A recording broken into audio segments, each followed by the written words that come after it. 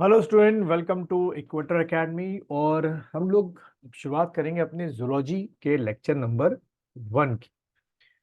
तो जैसे कि बायोलॉजी जो है वो आपके दो पार्ट्स में पढ़ी जाती है। पहला है जूलॉजी और दूसरा है आपका बॉटनी।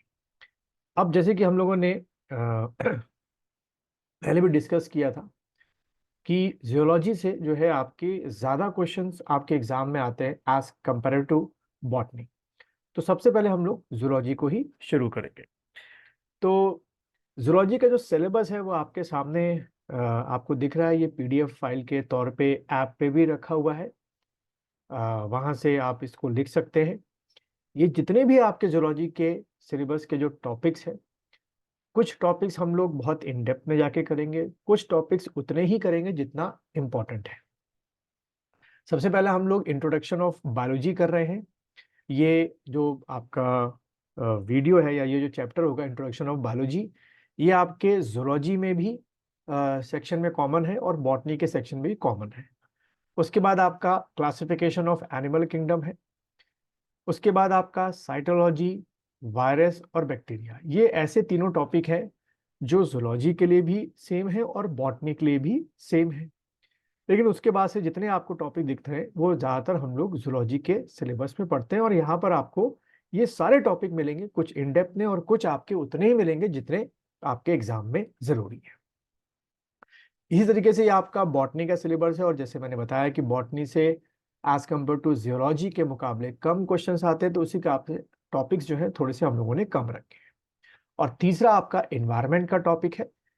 इसका भी आपको अलग से फोल्डर मिलेगा। यानी कि आपका जो ऐप में ये कोर्स है, इसमें आपको 3 अलग अलग फोल्डर्स दिखेंगे। एक जूलॉजी का फोल्डर होगा जिसमें ये सारे टॉपिक मिलेंगे। एक आपका बॉटनी का फोल्डर होगा जिसमें ये आपको सारे वीडियो लेक्चर्स या टॉपिक मिलेंगे। और एक आपका इन्वायरमेंट का फोल्डर होगा जिसमें आपको ये सारे टॉपिक इन्वायरमेंट के मिलेंगे जो हम आगे डिस्कस करेंगे। और एक आपको मिलेगा फोर्थ फोल्डर मिसलेनियस बायोलॉजी, जिसमें ये सारे टॉपिक आपको उसमें मिलेंगे। यानी कि इसमें आपको 4 अलग अलग फोल्डर आपको इस कोर्स में मिलेंगे। और उसके अंदर सबके अंदर आपको वीडियोस, जहाँ जहाँ एमसीक्यू इंपॉर्टेंट है एमसीक्यू दिए जाएंगे आपको टेस्ट सीरीज के फॉर्म में, वो इसी में अवेलेबल है। चलिए शुरुआत करते हैं हम लोग अपने पहले जूलॉजी के चैप्टर की या टॉपिक की, इंट्रोडक्शन ऑफ बायोलॉजी। तो इंट्रोडक्शन ऑफ बायोलॉजी हम शुरुआत करेंगे। सबसे पहले हम लोग बेसिक जो एक क्लासिफिकेशन है, क्योंकि ये बॉटनी और जूलॉजी में सेम है, समझाने के लिए है, वो समझते हैं। बहुत सारे क्लासिफिकेशन किताबों में लिखे हुए हैं बट हमने उतने क्लासिफिकेशन नहीं पढ़ने हैं। बट आप में जो नीट के पेपर दे रहे होते हैं या स्पेसिफिकली जहाँ पर आपसे साइंस स्पेसिफिकली पूछी जाती है पोस्ट के अकॉर्डिंग, 200 क्वेश्चन 300 क्वेश्चन आ रहे हैं, वहाँ हम लोग और भी जो क्लासिफिकेशन है उसको एक बार रिव्यू कर लेते हैं। बट यहाँ जनरल स्टडीज के पेपर के लिए हम लोग R H विटकर के क्लासिफिकेशन को समझेंगे। तो R H Whittaker proposed the 5 kingdom system of classification and classified organism based on, यानी कि जो भी आपके उनके सामने लिविंग कंटेंट्स थे या लिविंग ऑर्गेनिज्म थे, उनको किस बेसिस पर उन्होंने क्लासिफाई किया। सबसे पहला हो गया सेलुलर स्ट्रक्चर आपका हो गया, ठीक है। उसके बाद उनकी बॉडी की कॉम्प्लेक्सिटी आपकी हो गई। उसके बाद उनका मोड ऑफ न्यूट्रिशन आपका हो गया। और उसके बाद आपका फाइलोजेनेटिक रिलेशन आपका हो गया। समझेंगे इसको आगे चल के ये क्या चीज़ होती है भाई, फाइलोजेनेटिक रिलेशन। और उसके बाद उनका इकोलॉजिकल रोल हो गया। कुछ इस तरीके से उन्होंने जो अपना क्लासिफिकेशन है वो एक सामने रखा। अब ये जो विटकर क्लासिफिकेशन है, इसको अगर हम लोग एक फ्लो चार्ट की फॉर्म में देखें, तो मान लो कोई एक एक्स आपको क्या मिल रहा है, लिविंग ऑर्गेनिज्म मिला, आपके सामने रखा गया है। उसको क्लासिफाइड क्या करेंगे, या तो उसको आप प्रोकैरियोटिक ग्रुप में रखेंगे, ठीक है। मान लो भाई एक एक्स आपको कंटेंट मिला, सामने रखा है। अब आपको या तो उसको प्रोकैरियोटिक ग्रुप में रखना है और या आपको उसको यूकैरियोटिक ग्रुप में रखना है। प्रोकैरियोटिक ग्रुप के अंदर हम लोग क्या पढ़ते हैं, मोनीरा के बारे में पढ़ते हैं। और यूकैरियोटिक जो आपका है उसको फर्दर यूनिसेलुलर में बांटा गया है, यानी कि एक सेल के बने होते हैं। और मल्टी सेलुलर होते हैं, यानी कि बहुत सारे सेलों के बने होते हैं। और यूनिसेलुलर के अंदर मेन तौर पे हम लोग प्रोटिस्टा को पढ़ते हैं। इधर अगर हम मल्टी सेलुलर की बात करें, बहुत सारे सेल हैं, उसमें भी क्या होते हैं, मोटे मोटी बात करें तो मल्टी सेलुलर में आपके मोटा आपको पढ़ना है, एक तो प्लांटिया, प्लांट्स आपके हो गए, और दूसरा आपका एनिमेलिया आपका हो गया। ठीक है, इस तरीके से एक 5 किंगडम का सिंपल वे में आपको अपने दिमाग में क्लासिफिकेशन रखना है। अब इसमें आप लोग दिमाग में कहिए क्या आ रहा होगा, ये एल्गी हो गया, फंजाई हो गया, ब्रायोफाइटा हो गया, टाइडोफाइटा हो गया, जिम्नोस्पर्म हो गया, एंजियोस्पर्म हो गया, ये कहाँ चले गए, उनके बारे में भी हम लोग बात करेंगे। बट अभी एक इनिशियल, एक लॉन्च पैड के तौर पे आपको ध्यान रखना है कि एक लिविंग ऑर्गेनिज्म को मोटे मोटे तौर से आपका प्रो और यू में बांट लो। और ज्यादातर जो है पूछते हैं क्वेश्चन क्या कि मोनिरा जो है किस में आता है, तो टिक करके आगे प्रोकैरियोटिक में आता है, या प्रोटिस्टा जो है वो किस में आता है, वो यूकैरियोटिक में आता है, और यूकैरियोटिक के अंदर किस में आता है, एक सेल का यूनिसेलुलर होता है, इसमें आता है। मल्टी सेलुलर जो होते हैं वो प्लांट्स और बॉटली आपके एनिमल्स में डिवाइड आपको करने हैं। ठीक है, कुछ इस तरीके से क्लासिफिकेशन समझना है। तो जैसे कि मैंने बताया कि ये हमारा जो ये वाला सेक्शन आप लोग वीडियोस देख रहे हैं, ये स्पेसिफिकली जो है आपके जूलॉजी के पॉइंट ऑफ व्यू से बनाया गया है। इसमें जितने भी हैं, तो जो अभी मैंने बोला एल्गी, फंजाई, ब्रायोफाइटा, टाइडोफाइटा, जिम्नोस्पर्म, ये सब जब बॉटनी के फोल्डर में जाएंगे तो आपको सबको इसके बारे में जानकारी मिलेगी। ठीक है, बट यहाँ पर जो दो इनिशियल चीजें हैं, मोनीरा और प्रोटिस्टा, इसके बारे में समझेंगे, क्योंकि यहाँ से एक या दो क्वेश्चन एग्जाम में आ सकता है। तो यहाँ से आपको मोटा मोटा ये समझ में आ गया कि मोनीरा जो है वो प्रोकैरियोटिक है, और प्रोटिस्टा जो है वो आपका यूकैरियोटिक है। अब हम सबसे पहले मोनिरा की बात करते हैं, जो कि ये समझ में आ गया कि क्या हो गया, प्रोकैरियोटिक आपका हो गया। तो मोनिरा को जो फर्दर डिवीजन किया गया है, वो बांटा गया है, जो पहला पार्ट मोनिरा का किया गया है वो है आर्कीबैक्टीरिया, ठीक है, और यू बैक्टीरिया। बस आपको इतना समझना है। ये नीचे की जो चीजें हैं अभी उसके बारे में आपको डिस्कस नहीं करना है, ना ही इसके बारे में अभी इतना डिस्कस करना है। अभी आप इतना साइकोलॉजी या एक आपका दिमाग को बनाइए कि भाई किंगडम मोनिरा जो कि किस में आता है, प्रोकैरियोटिक में आता है। क्योंकि आपको पता है ना, सेल बेसिक क्लास 8 में पढ़ा होगा कि दो तरीके के सेल होते हैं, प्रोकैरियोटिक सेल और यूकैरियोटिक सेल। और क्या यूकैरियोटिक सेल भी दो तरीके के होते हैं, एक आपने पढ़ा था प्लांट सेल हो गया और आपका एनिमल सेल हो गया। ठीक है, तो मतलब बेसिक से शुरू करोगे तो आसान होगा। तो वापस आते हैं किंगडम मोनिरा में। तो आर्की बैक्टीरिया और यू बैक्टीरिया, ठीक है, ये आपको बस एक ध्यान में रखना है। नाउ अब इसमें हम लोग सबसे पहले मोनिरा के कुछ जनरल कैरेक्टर्स जो हैं उनकी बात करते हैं। तो बच्चों भूलना नहीं, हम लोग क्या पढ़ रहे हैं, हम लोग मोनिरा जो पहला वाला कंटेंट है उसको पढ़ रहे हैं। ठीक है, तो मोनिरा के कुछ जनरल कैरेक्टर्स हैं, ये एग्जाम में अक्सर पूछ लिए जाते हैं। जैसे कि इसका मैं जरा कलर चेंज कर दूं, जैसे कि आपका monerans are directly beneficial to human as they are utilized in fermentation process which helps make food such as yogurt and cheese। ठीक है, तो मोनिरा का ये हमारे लिए क्या हो गया, बेनिफिट हो गया। Monera is also found naturally in our intestine, हमारे इंटेस्टाइन में भी होते हैं, and helps with digestion of food. तो भाई ये तो नई बात पता चली होगी आप में से जो नॉन बायो बैकग्राउंड के होंगे कि मोनिरा हमारे इंटेस्टाइन में मिलते हैं। जी हाँ, मिलते हैं। आगे पढ़ेंगे, और ये मोनिरा को आप एक और नाम से जानते हैं, कॉमनली बहुत कॉमन नाम है, पढ़ेंगे मजा आएगा आपको। Monerans belongs to the prokaryotic family, जैसे कि हम लोग फ्लो चार्ट में देख चुके थे, and are unicellular, single cell के आपके होते हैं। They have 70s ribosomes which are composed of 30s and 50s। अब ये सब समझ में आएगा धीरे धीरे, जैसे जैसे आप वीडियोस को आगे देखते जाएंगे, आपको जो बेसिक कॉन्सेप्ट हैं वो आपके क्लियर होते जाएंगे और एडवांस की तरफ आप बढ़ते जाएंगे। तो यहाँ पे ये आपने पॉइंट जो है रेक्टिफिकेशन कर लिया कि जो आपके मोनिराज होते हैं वो उनमें क्या मिलता है, you will find a 70s ribosome जो कि 50s और 30s का बना हुआ है। एंड नाउ यहाँ पे आपको मैथमेटिक्स जोड़ने की जरूरत नहीं है, 50 + 30 80 होता है, पर 70 कैसे आ गया, ये अलग कॉन्सेप्ट है। नाउ मोनिरा में क्या नहीं होता, दे लैक अ न्यूक्लियस। ठीक है, नॉर्मली क्या होता है, एक सेल आपका होता है उसके बीच में न्यूक्लियस होता है, बट इनके केस में क्या है, मोनिरा में न्यूक्लियस नहीं होता, hence their DNA is naked. ठीक है, बीच में नेकेड होगा, and not bound by any nuclear membrane. They also lack organ such as mitochondria, lysosome, plastids, Golgi bodies, क्योंकि प्रोकैरियोटिक है, एंडोप्लाज्मिक सबसे पहले आए थे ये, सेंट्रोसोम एंड सो ऑन। तो मेजॉरिटी ऑफ जो सेल ऑर्गन्स होते हैं जो कि साइटोप्लाज्म में सेल में मिल रहे होते हैं, किसमें, यूकैरियोटिक सेल में, वो इनमें नहीं होते। नाउ मोनिरा का बेस्ट एग्जाम्पल है हमारी लाइफ का, वो है बैक्टीरिया।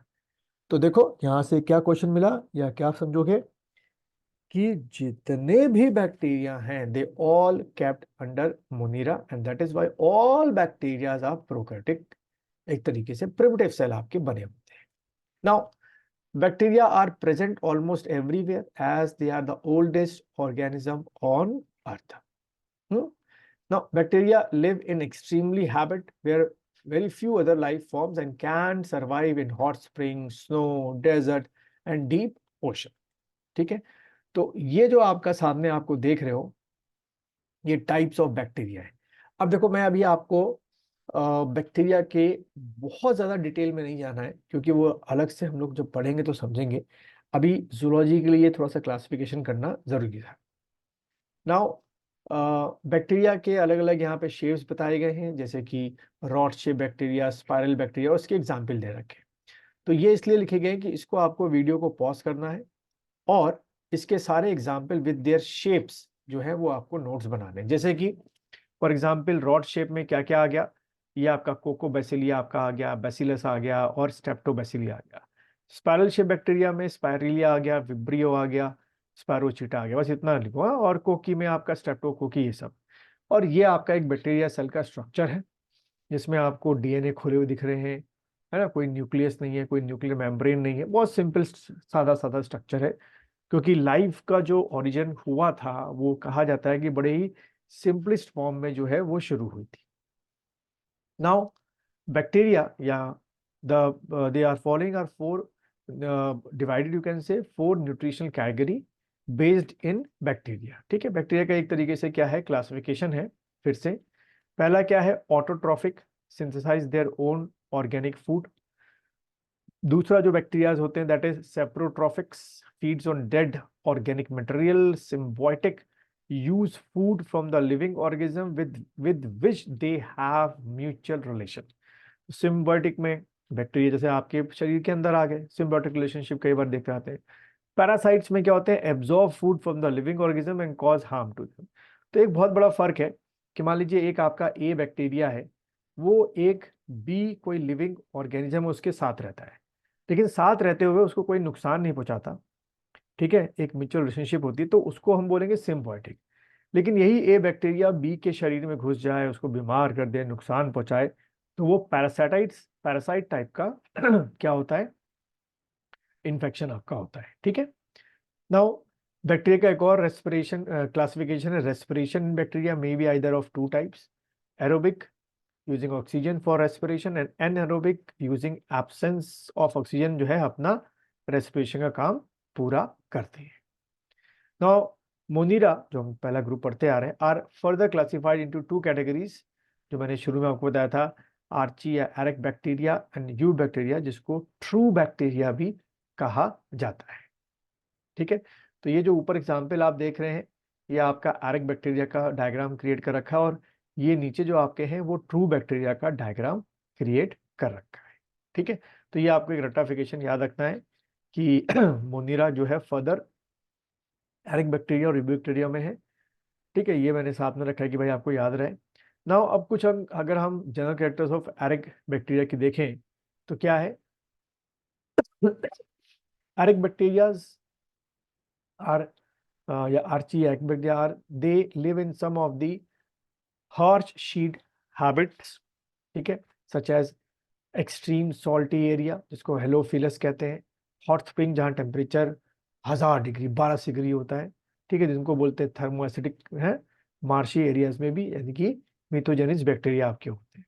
नाउ जो आर्ची बैक्टीरिया है या एरिक बैक्टीरिया है they are prokaryotic micro organism, क्योंकि भाई मोनिला को बिलोंग करें तो प्रोकैरियोटिक होंगे, believe to be first form of life on planet. तो यहाँ से देखो एक क्वेश्चन आपका एमसीक्यू बन सकता है कि इन चारों में से सबसे पहली बार फॉर्मेशन लाइफ का किसने किया, तो एरिक बैक्टीरिया, आप टिक करो।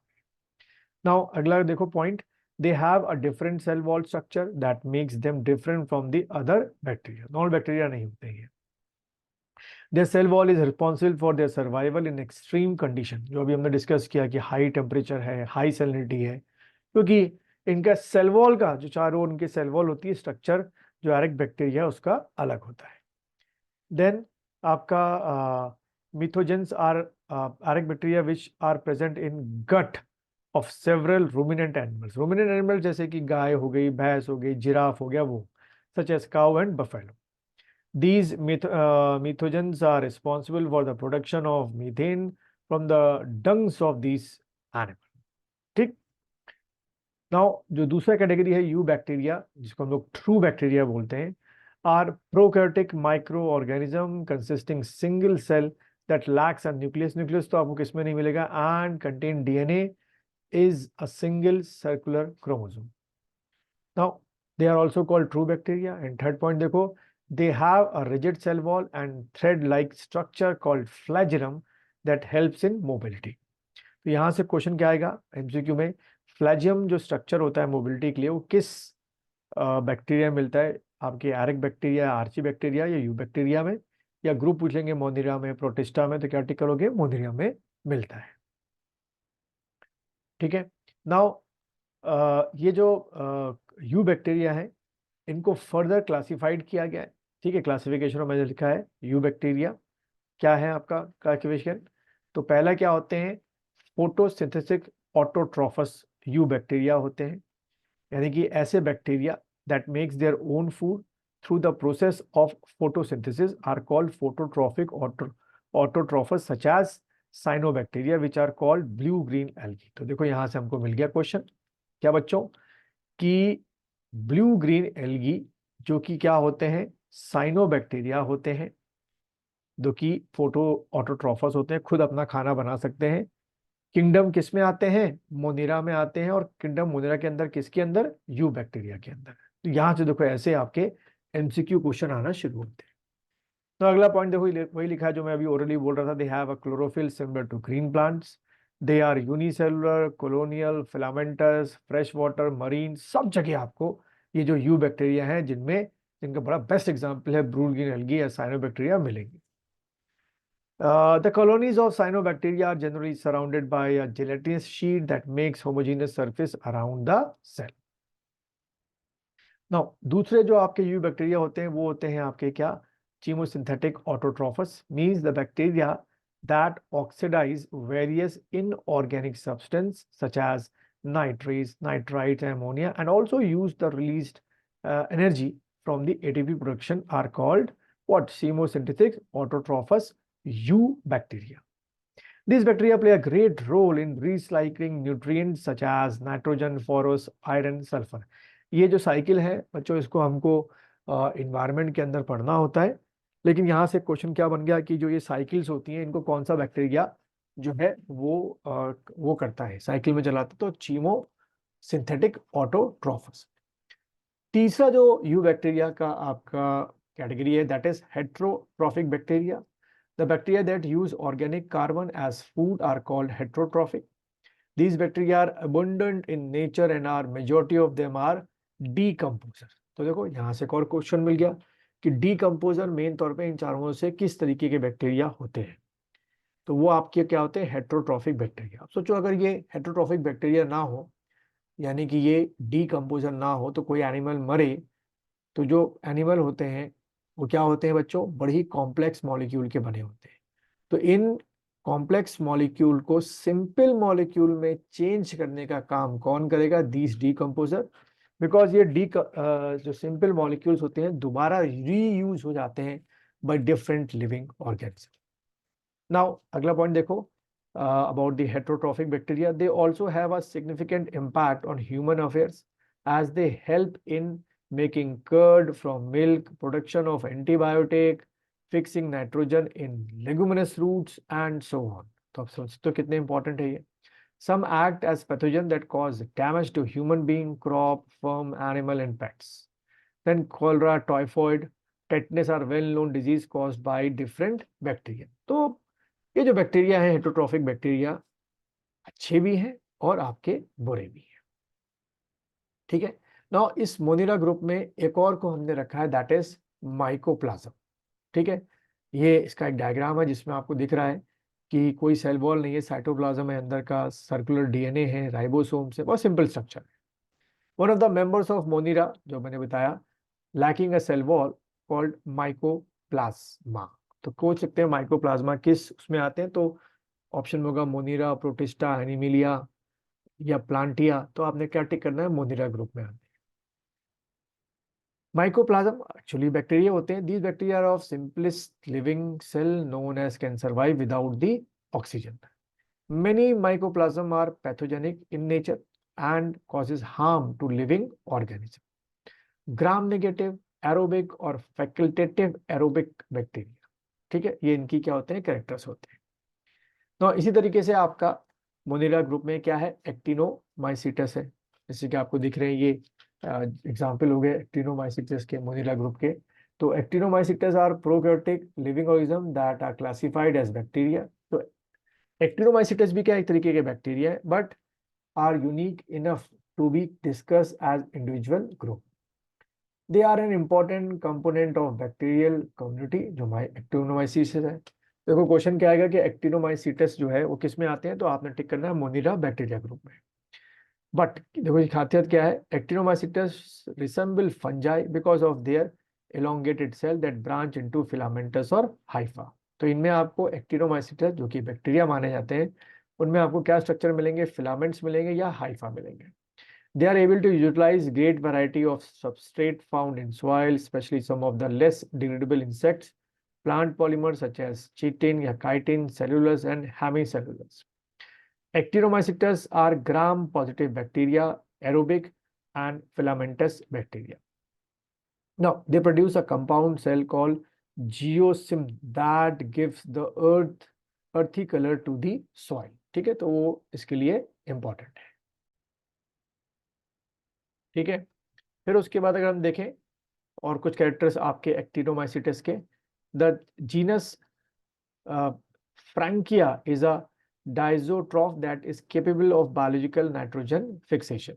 ठीक है, this genus Streptomyces is highly useful as it can produce antimicrobial compound such as streptomycin, streptothricin and एक्टोमाइसिस।